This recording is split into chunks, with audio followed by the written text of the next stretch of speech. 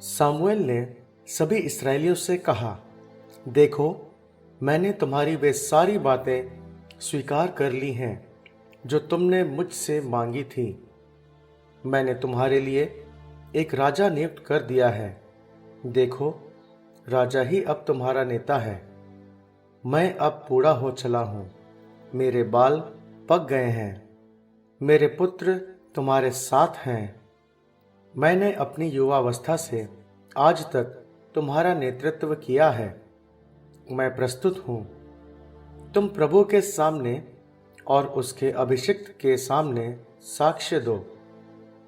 मैंने किसका बैल ले लिया, किसका गधा ले लिया, मैंने किसका शोषण किया, किस पर अत्याचार किया, मैंने किसका मामला अनदेखा करने के लिए घूस ली। यदि मैंने ये किया तो मैं क्षतिपूर्ति करूंगा। लोगों ने उत्तर दिया, आपने ना तो हमारा शोषण किया, ना हम पर अत्याचार किया और ना किसी से घूस ली।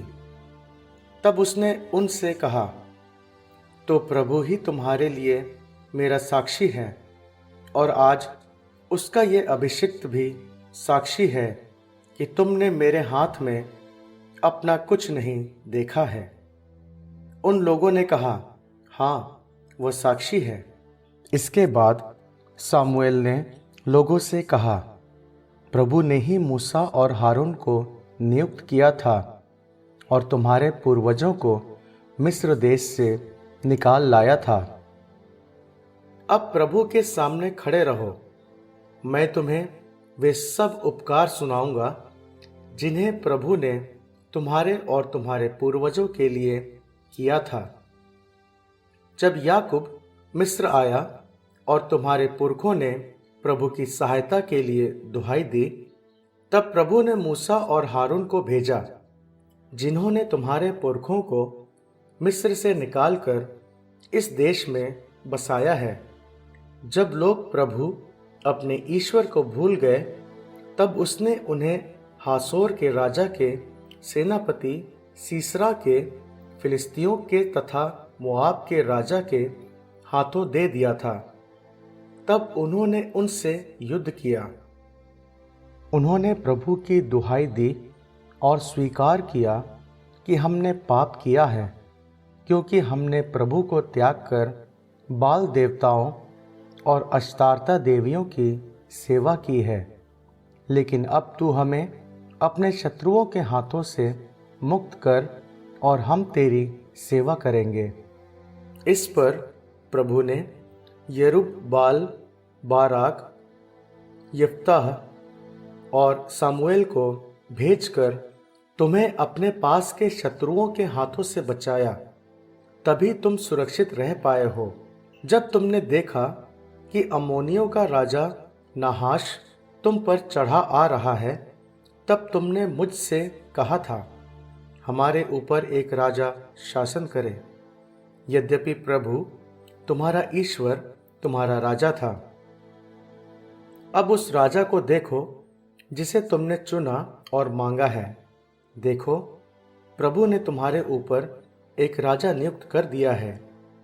यदि तुम ईश्वर पर श्रद्धा रखते रहोगे, उसकी सेवा करते रहोगे, उसके अधीन रहोगे और प्रभु की आज्ञाओं का विरोध नहीं करोगे, यदि तुम और तुम पर शासन करने वाला तुम्हारा राजा दोनों प्रभु अपने ईश्वर के अनुगामी बने रहोगे, तो तुम्हारा भला होगा।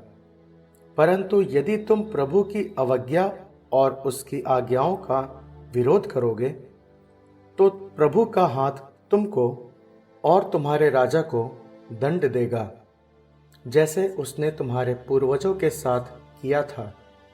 अब ध्यान दो और उस महान चमत्कार को देखो जिसे प्रभु तुम्हारी आंखों के सामने करने जा रहा है। क्या यह गेहूं की फसल का समय नहीं है? मैं प्रभु से प्रार्थना करूंगा और वह मेघ गर्जन और वर्षा भेजेगा। इससे तुम समझ जाओगे कि तुमने प्रभु की दृष्टि में कितनी बड़ी बुराई की है, जो तुमने अपने लिए एक राजा मांगा है। अब सामुएल ने प्रभु से प्रार्थना की और उसी दिन प्रभु ने मेघ गर्जन और वर्षा भेजी। सब लोग प्रभु और सामुएल से बड़े भयभीत हुए और सब लोगों ने सामुएल से निवेदन किया, अपने दासों के लिए प्रभु अपने ईश्वर से प्रार्थना कीजिए, जिससे हमारी मृत्यु ना हो जाए, क्योंकि हमने अपने पूर्व पापों के सिवा ये बुराई भी की है कि हमने अपने लिए एक राजा मांगा है। सामुएल ने लोगों को उत्तर दिया, डरो मत, तुमने ये सब बुराई की है, किंतु प्रभु से विमुख नहीं हो और सारे हृदय से प्रभु की सेवा करते रहो। निस्सार देवी देवताओं के अनुगामी मत बनो। वे ना तो सहायता कर सकते और ना तुम्हारा उद्धार ही कर सकते हैं, क्योंकि वे निस्सार हैं। प्रभु का नाम महान है, वह अपनी प्रजा को त्याग नहीं सकता, क्योंकि प्रभु ने कृपा कर तुम्हें अपनी प्रजा बनाया है। रहा मैं, यदि मैं तुम लोगों के लिए प्रार्थना करना छोड़ देता तो मैं घोर पाप करता। मैं तुम्हें सन्मार्ग की शिक्षा देता रहूंगा। तुम प्रभु पर श्रद्धा रखो और सारे हृदय से उसकी सच्ची सेवा करते रहो। भला सोचो तो कि उसने तुम्हारे लिए कितने महान कार्य किए हैं। परंतु यदि तुम बुराई करते रहोगे तो तुम राजा सहित नष्ट कर दिए जाओगे।